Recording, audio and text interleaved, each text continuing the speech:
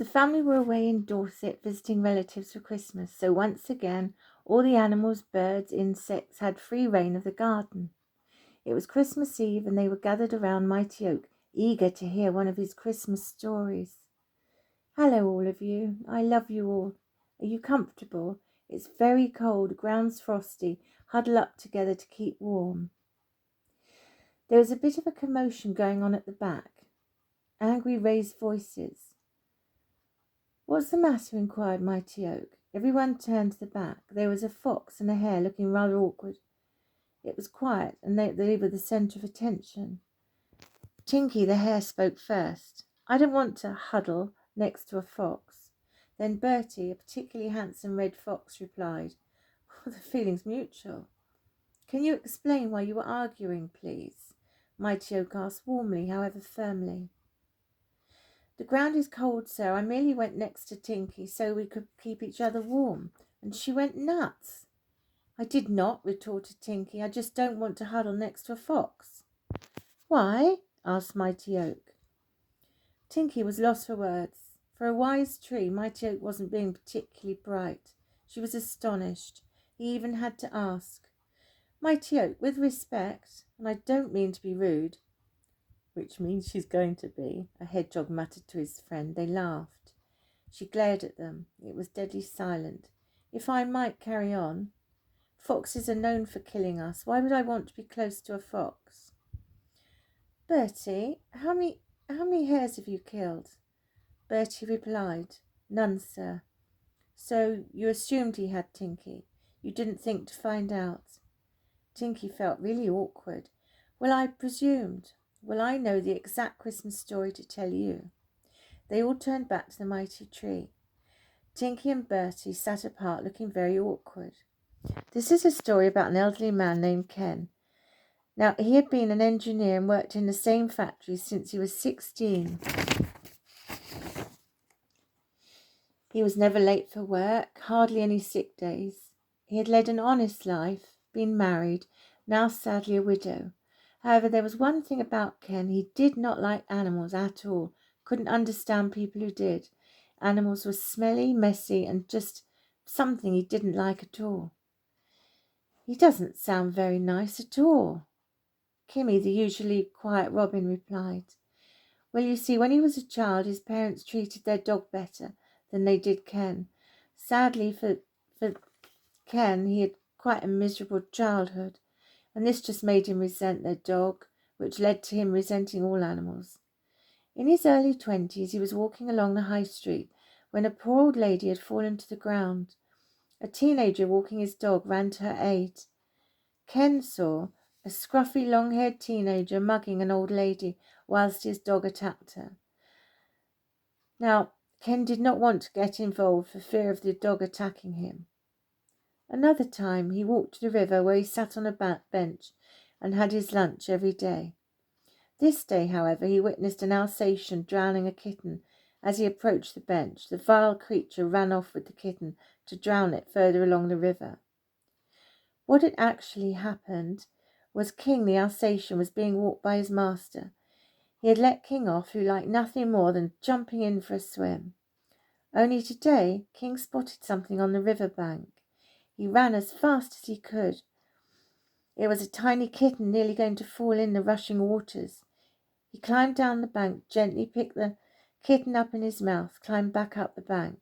He turned, looking for his master. "Oh, that's just a stranger walking towards the bench. I'll go this way to find him. He will help this little kitten." Another time he was having a picnic with his wife.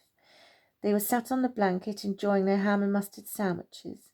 They also had some buttered scones and jam for after. Unbeknown to them, they were not alone. They were being watched by 3 inquisitive fox cubs.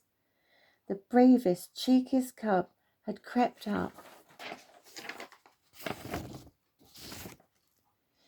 stolen a scone without them seeing. Just as the cub turned around, there in front of him, tall and not very happy, was his father. He dropped the scone. "What have we taught you? Stay away from people. Don't cause us problems." "Sorry, Dad. Well, you all run home and I'll fix this." He picked the scone up and very cautiously crept up the blanket.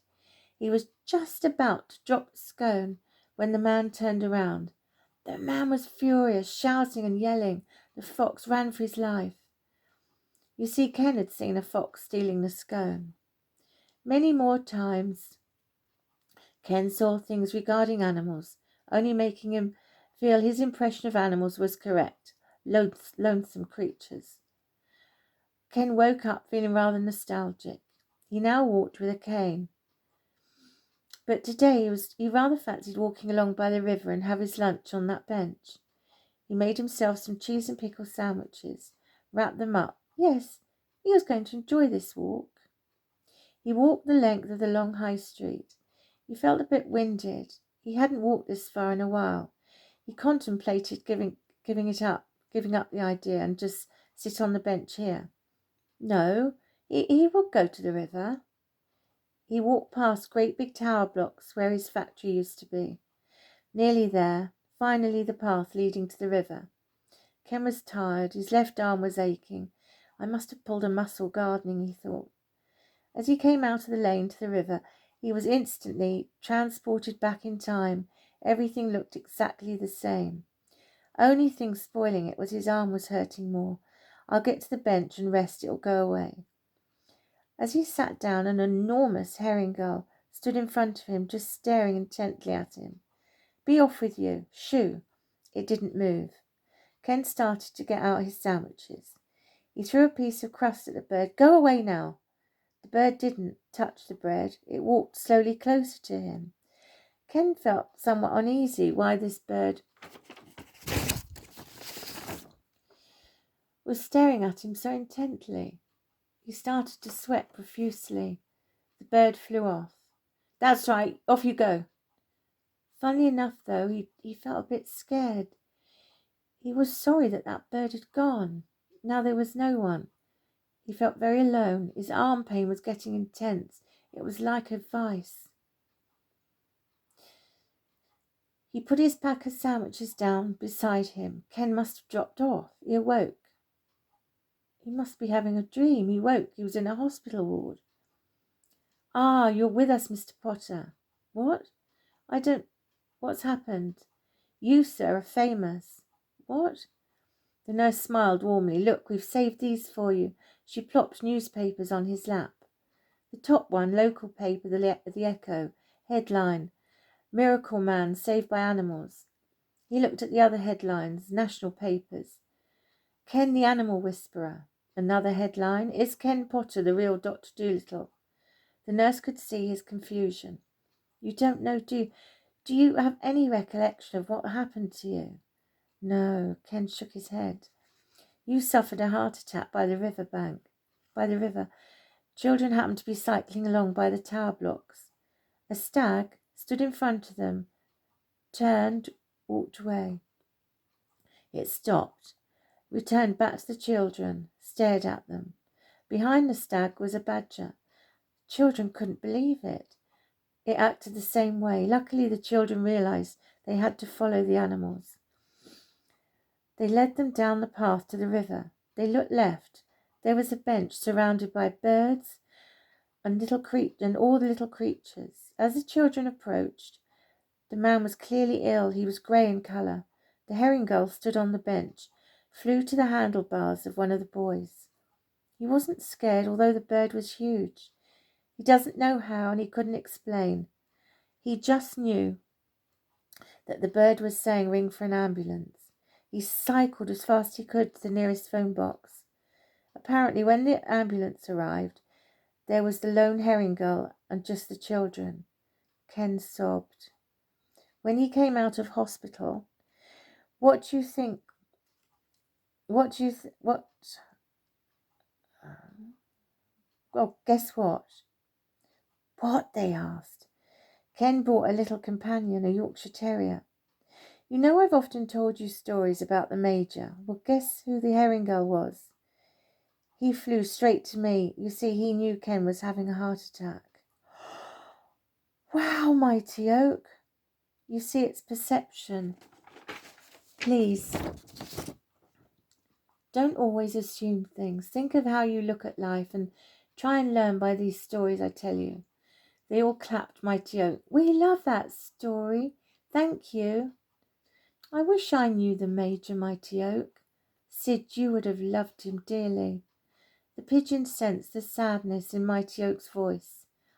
"Well, you will be off. Go home and get warm. I'll see you tomorrow.